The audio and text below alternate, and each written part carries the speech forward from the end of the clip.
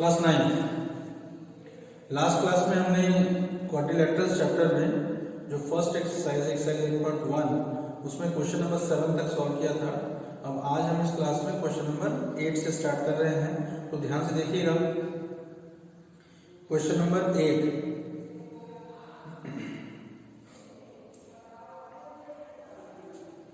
ABCD is a rectangle. ABCD एक rectangle है in which diagonal AC bisects angle A as well as angle C. इसमें ये कह रहा है कि ABCD एक रेक्टेंगल है, ये एक रेक्टेंगल हो गया, तो इसका नाम दे दिया हमने A B C D। और इसमें ये कह रहा है कि जो इसका डायगोनल AC है वो एंगल A और एंगल C को बाइसेक्ट करता है। ठीक,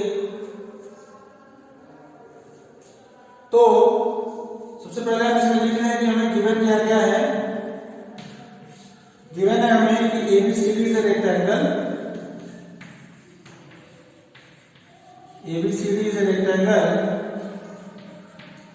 और एक और चीज दी हुई है कि diagonal AC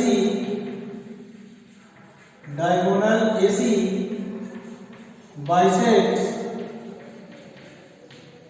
angle A as well as angle C। ठीक, टू प्रूव, और हमें प्रूफ क्या करना है, देखो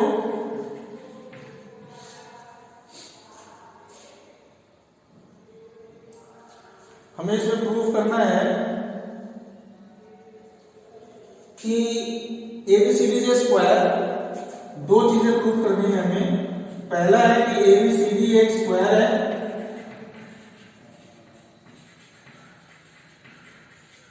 और second diagonal BD bisects angle B as well as angle D। ठीक, diagonal BD bisects angle B as well as angle D। ये दो चीजें हमें प्रूव करना है। तो देखो वन बाय वन हम दोनों पार्ट्स को प्रूव करने जा रहे हैं। तो सबसे पहले फर्स्ट पार्ट, यानी कि हमें प्रूव करना है कि ABCD एक स्क्वायर है। तो देखो ABCD स्क्वायर कब प्रूफ होगा, जब उस क्वाड्रिलेटरल के चारों साइड्स इक्वल होने चाहिए। इसके अलावा जो सभी एंगल्स हैं, और सभी एंगल्स क्या, अगर एक भी एंगल इक्वल हो गया, एक भी एंगल अगर मेरा 90 डिग्री हो गया, तो फिर हम उस क्वाड्रिलेटरल को स्क्वायर बोलते हैं, है ना। अब हमें यहाँ पे जो ये दिया हुआ है कि ABCD जो है वो एक रेक्टेंगल है, तो रेक्टेंगल है, इसका मतलब इसके ऑपोजिट साइड्स इक्वल होंगे। इसके अलावा ये जो angle A, angle B, angle C और एंगल D है, ये 90 डिग्री के होंगे हर एंगल, क्योंकि ये रेक्टेंगल है और हमें इसको स्क्वायर प्रूफ करना है।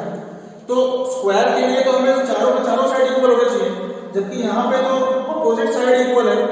तो अगर हमने ये प्रूफ कर दिया कि हमारे एडजेसेंट साइड्स भी इक्वल है, तो ये एक स्क्वायर हो जाएगा, है ना। तो देखो एडजेसेंट साइड्स इक्वल प्रूफ करने के लिए हम क्या करें, क्योंकि हमें ये दिया हुआ है कि ये जो AC है वो एंगल A को बाइसेक्ट करता है और एंगल C को बाइसेक्ट करता है। ठीक, अब एंगल A तो हमारा 90 डिग्री का है क्योंकि ये रेक्टेंगल है। सिमिलरली एंगल C में हमारा पूरा का पूरा 90 डिग्री का है क्योंकि ये रेक्टेंगल है, और चूंकि ये बाइसेक्ट कर रहा है, इसका मतलब ये हाफ हाफ हो जाएगा। इसका मतलब ये 45 डिग्री का होगा और ये भी 45 डिग्री का होगा। सिमिलरली ये दोनों एंगल्स भी हमारे 45 डिग्री के हो जाएंगे, है ना। अब जैसे ये दोनों 45 डिग्री के हो जाएंगे, तो अगर हम ट्रायंगल ADC की बात करें, तो ADC में एंगल A और एंगल C दोनों एंगल इक्वल है। तो किसी भी ट्रायंगल में अगर दो एंगल इक्वल है, इसका मतलब उनके आमने सामने अपोजिट वाले साइड्स भी इक्वल होने चाहिए। इसका मतलब इस एंगल ए का अपोजिट साइड CD इक्वल होगा इस 45 डिग्री का अपोजिट का साइड यानी कि AD के। इसका मतलब BC is equal to AD हो गया, तो एडजेसेंट साइड इक्वल हो गया। सिमिलरली यहाँ पे भी ये 45 डिग्री ये 45 डिग्री है। अगर हम ABC ट्रायंगल की बात करें तो AB जो होगा वो BC के इक्वल हो जाएगा। तो यहाँ भी हमारा एडजेसेंट साइड इक्वल हो रहा है और अपोजिट साइड तो पहले से इक्वल था, इसका मतलब चारों के चारों साइड्स आपस में इक्वल हो जाए और ये जो एंगल्स हैं ये सब 90 डिग्री के हैं, इस वजह से ABCD क्या होगा, एक स्क्वायर हो जाएगा। ठीक है, तो बस इसी को लिखना है पहले के प्रूफ के लिए। तो देखो प्रूफ फर्स्ट कि गिवन है हमें कि ABCD is a rectangle, ABCD is a rectangle. ठीक, therefore opposite sides are equal, AB is equal to CD and BC is equal to AD, and therefore angle A is equal to angle B is equal to angle C is equal to angle D, और ये चारों के चारों हमारे 90 degree के बराबर। ठीक, अब इसके अलावा हमें एक चीज और दिया हुआ है, वो क्या है कि since diagonal AC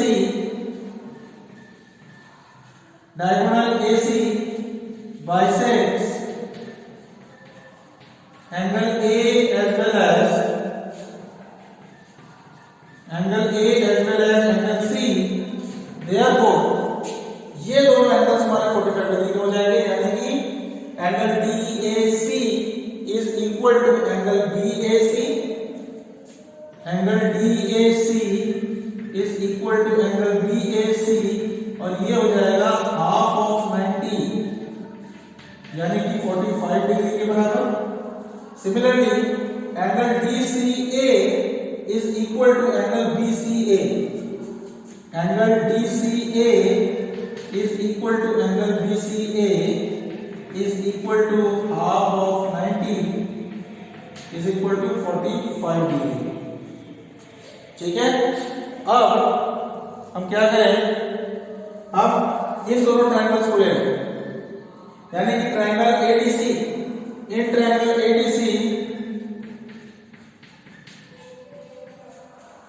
angle DAC is equal to angle DCA, angle DAC is equal to angle DCA is equal to 45 degree, therefore DAC के ऑपोजिट DC इक्वल हो जाएगा AD के। ठीक, similarly in triangle ABC, in triangle ABC angle BAC is equal to angle BCA, angle BAC is equal to angle BCA, और ये 45 degree के बराबर है। Therefore BAC का अपोजिट BC इक्वल हो जाएगा AB के। ठीक है, तो अब देखो, चूंकि ये पहले रेक्टेंगल था और इस वजह से इसके अपोजिट साइड्स इक्वल थे, और अब हमने प्रूव कर दिया कि एडजेसेंट साइड्स भी इक्वल है, तो इन सभी को मिला के हम क्या कह सकते हैं, therefore AB is equal to BC is equal to CB is equal to AD, and angle A is equal to angle B is equal to angle C is equal to angle D, और ये 90 degree के बराबर है। Therefore ABCD is a square।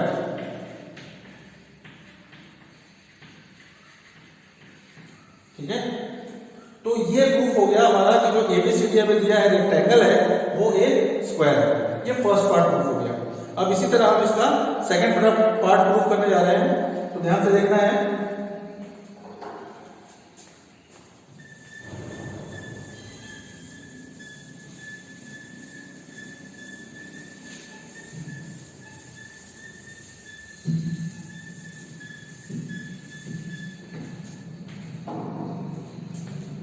देखो second part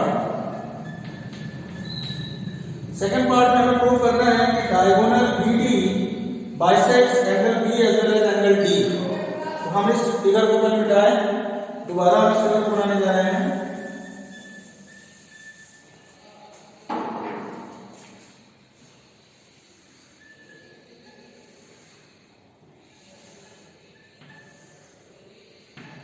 ABCD हमें prove करना है इसमें कि जो ये BD डायगोनल है वो एंगल B को भी बाइसेक्ट कर रहा है और एंगल D को भी बाइसेक्ट कर रहा है। ठीक है, तो देखो सपोज हमने इस एंगल को एंगल 1 मान लिया, इस एंगल को 2 मान लिया, इसको 3 और इसको 4, इस तरीके से हमने मान लिया। ठीक, अब चूंकि हमने फर्स्ट पार्ट में ये प्रूफ कर दिया है कि ABCD is a square, question में हमें ABCD रेक्टेंगल दिया था, लेकिन फर्स्ट पार्ट में हमने ये प्रूफ कर दिया कि ये जो ABCD एक स्क्वायर है, इसका मतलब इसके चारों के चारों साइड्स इक्वल होंगे। और अगर ये स्क्वायर है और चारों के चारों साइड्स इक्वल है, इसका मतलब BC जो है वो CD के इक्वल होगा। और अगर हम इस BCD ट्रायंगल की बात करें तो उसमें चूंकि ये दोनों साइड्स इक्वल है तो ये दोनों एंगल्स भी हमारे आपस में इक्वल हो जाएंगे। Angle 1 should be equal to angle 3। Similarly इस ट्रायंगल BAD में भी चूंकि ये दोनों साइड में इक्वल होंगे स्क्वायर होने की वजह से, तो एंगल 4 और एंगल 2 भी इक्वल हो जाएंगे। ठीक, और इसके अलावा एंगल 2 एंगल 3 के इक्वल होगा और एंगल 1 एंगल 4 के इक्वल होगा ऑल्टरनेट इंटीरियर एंगल की वजह से। और इन सभी इक्वेशंस को मिला के हमें कहेंगे कि एंगल 1 एंगल 2 के बराबर है और एंगल 3 एंगल 4 के बराबर है। ठीक, तो इसी को हम लिखने जा रहे हैं इसमें। तो देखो since ABCD is a square, since ABCD is a square proved in first part,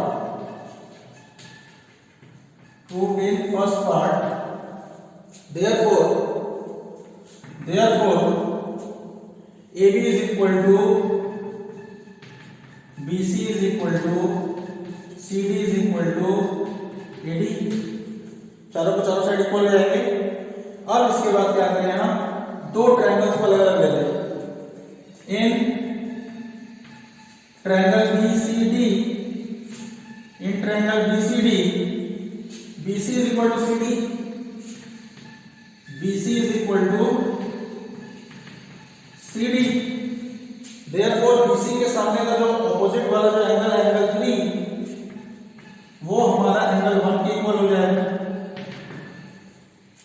ठीक है, similarly in triangle BAD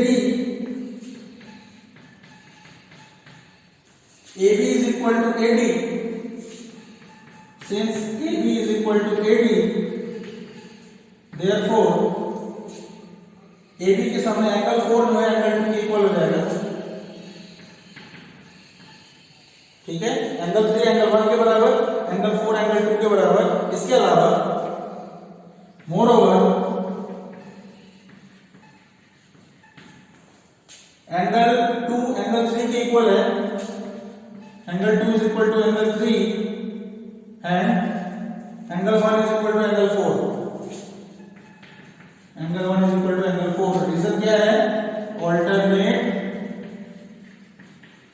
interior angles.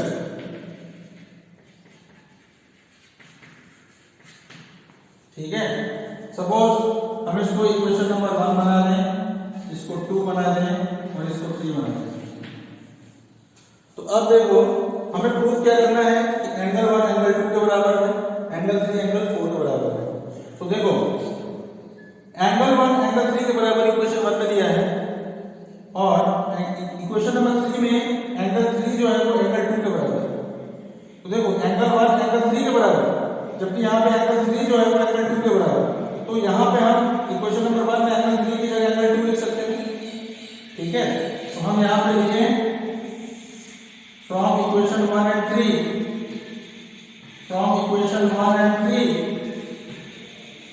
equation number angle 1 is equal to angle 2 ठीक है।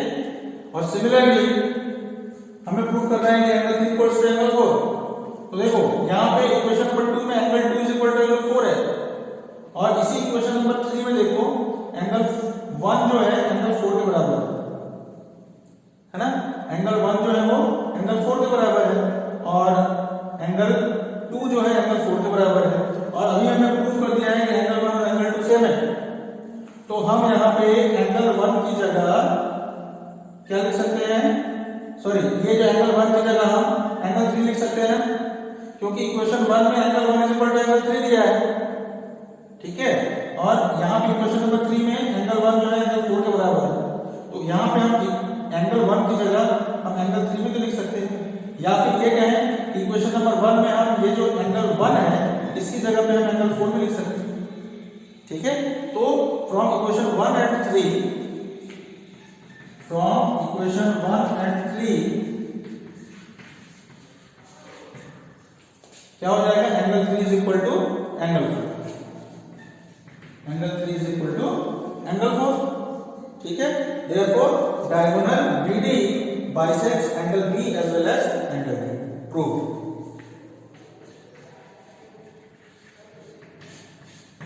ठीक है, तो ये हो गया हमारा क्वेश्चन नंबर 8। क्लियर। चलो अब नेक्स्ट क्वेश्चन नंबर 9।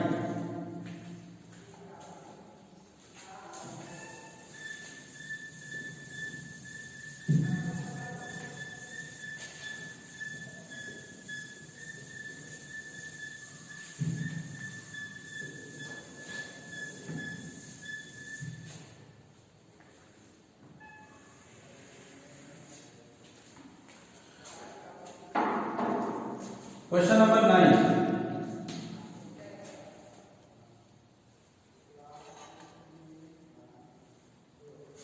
पढ़ते हैं।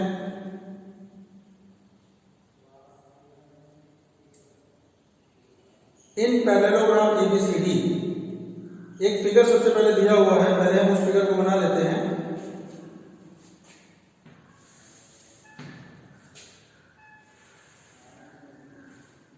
ये कुछ इस तरीके से फिगर दिया हुआ है,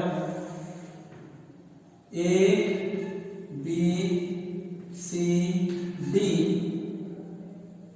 B और D को ज्वाइन कर दिया गया है। फिर A इस तरीके से बनाया गया है, फिर ऐसे इसको ज्वाइन कर दिया C के साथ, और फिर इसको C से ज्वाइन कर दिया। इस पॉइंट को नाम दिया है P और इस पॉइंट को नाम दिया है Q। ये फिगर बना हुआ है। इसमें कह रहा है कि इन पैरेललोग्राम ABCD, यानी कि ABCD ये हमारा एक पैरेललोग्राम है। पहले हम देखते चले कि हमें गिवन क्या क्या है। गिवन है हमें कि ABCD इज अ पैरेललोग्राम, ठीक। फिर 2 points P and Q are taken on diagonal BD। P और Q जो है 2 पॉइंट्स हैं जो कि इस डायगोनल BD पे हैं, such that DP is equal to BQ। ये जो DP है, ये वाला पोर्शन, वो इस BQ के बराबर है, ये दिया हुआ है, DP is equal to BQ। Then show that, अब हमें प्रूफ क्या करना है। देखो गिवन में हम एक चीज और लिख दे रहे हैं कि DP is equal to BQ। अब हमें प्रूफ क्या करना है, to prove triangle APD is congruent to triangle CQB। फिर सेकंड प्रूफ करना है AP is equal to CQ, AP is equal to CQ। फिर थर्ड पार्ट है triangle AQB is congruent to triangle CPD। Fourth part AQ is equal to CP, और last हमें prove करना है कि APCQ is a parallelogram। ठीक, ये 5 चीजें हमें प्रूव करनी है इस क्वेश्चन में। तो देखो, प्रूफ,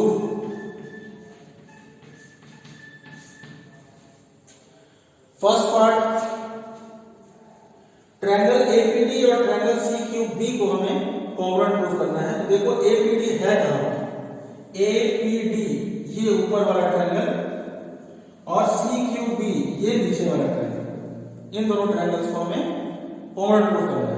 तो हम पहले इन दोनों को ले लें कि in triangle APD and triangle CQB. अब इसमें देखो कि BC is equal to AD, क्यों? क्योंकि ABCD एक पैरेललोग्राम है और इस वजह से इसके ऑपोजिट साइड्स इक्वल होंगे। ठीक, तो हम यहां पे लिखने जा रहे हैं कि AD is equal to BC, AD is equal to BC। Reason क्या है? ABCD is a parallelogram. इसके अलावा ये जो एंगल D है वो इस एंगल B के इक्वल होगा। रीजन? Alternate interior angles. ठीक है, अब हम इसको लिखेंगे angle ADP is equal to angle CBQ, angle CBQ। Reason है alternate interior angle, alternate interior angle. और इसके अलावा ये जो DP है वो हमारा BQ के इक्वल है, DP is equal to BQ है और ये हमें क्वेश्चन में गिवन है। Therefore by side angle side by SAS, एक ये साइड हो गया AD, एक ये एंगल हो गया A और ये दूसरा साइड हो गया S। तो बाय SAS ये दोनों ट्रायंगल्स जो होंगे हमारे कॉन्ग्रुएंट हो जाएंगे। तो by SAS rule triangle APD is congruent to triangle CQB। ये फर्स्ट पार्ट हो गया प्रूफ। अब second part, AP is equal to CQ। तो AP is equal to CQ का मतलब ये जो AP है वो CQ के इक्वल हो जाएगा। क्यों? क्योंकि हमने अभी प्रूव किया है कि ये दोनों ट्रायंगल कॉन्ग्रुएंट है। तो by CPCD AP is equal to CQ। ठीक, यहां पे हम लिखेंगे कि since triangle APD is congruent to triangle CQB, therefore AP is equal to CQ। ठीक है, ये सेकंड पार्ट हो गया। अब इसी तरह हम थर्ड पार्ट और फोर्थ पार्ट प्रूव करते हैं।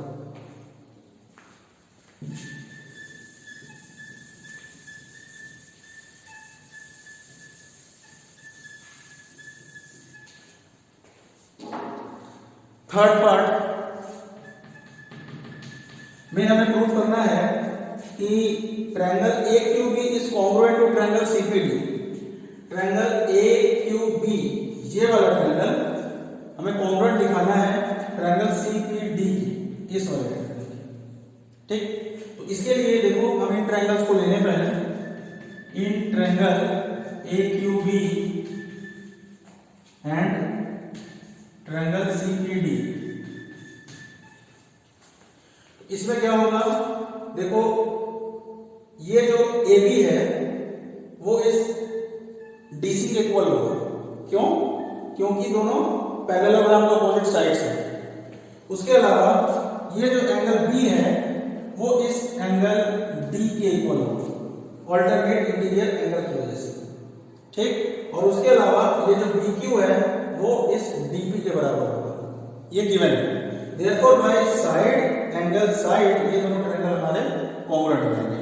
तो बस इसी चीज को लिखना है हमें यहाँ पे कि in triangle AQB and triangle CPD AB is equal to DC, AB is equal to DC।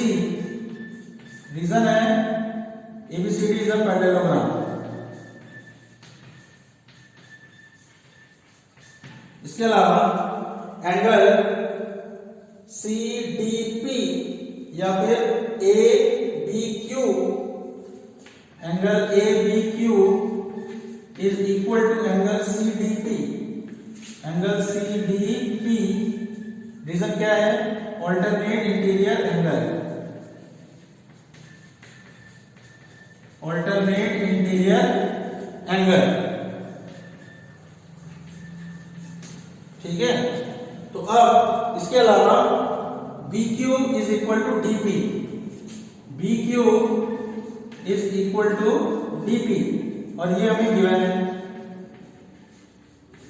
ठीक है, तो अब therefore by SAS rule triangle AQB is congruent to triangle CPD। Triangle AQB is congruent to triangle CPD। तो ये third part हो गया। अब fourth part क्या है कि AQ is equal to CP। अब AQ हमारा ये साइड है और CP हमारा ये साइड है, और ये AQ और CP इन दोनों ट्रायंगल्स में से साइड है। AQB और CPD इन दोनों ट्रायंगल्स का है एक एक साइड, और ये दोनों इक्वल क्यों होंगे? क्योंकि ये दोनों ट्रायंगल्स कॉन्ग्रुएंट है, और दोनों ट्रायंगल कॉन्ग्रुएंट है, देयरफॉर बाय CPCD ये जो AQ है और ये जो CP है ये हमारा दोनों इक्वल होगा। Therefore since triangle AQB is congruent to triangle CPD, therefore by CPCD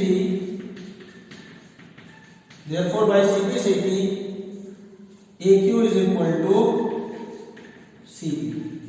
ठीक है, AQ is equal to CP या फिर PC। ठीक है, ये फोर्थ पार्ट हो गया। अब फिफ्थ पार्ट है कि ABCQ इज अ पैरेललोग्राम, यानी कि ABCQ इज अ पैरेललोग्राम। अब ABCQ हमारा पैरेललोग्राम क्यों होगा? क्योंकि अभी हमने प्रूफ किया है सेकंड पार्ट में कि AB is equal to CQ, और फोर्थ पार्ट में हमने प्रूफ किया है कि AQ is equal to CP। तो opposite sides are equal, therefore this ABCQ is a parallelogram. बस इसी चीज को हमें लिखना है कि फ्रॉम पार्ट टू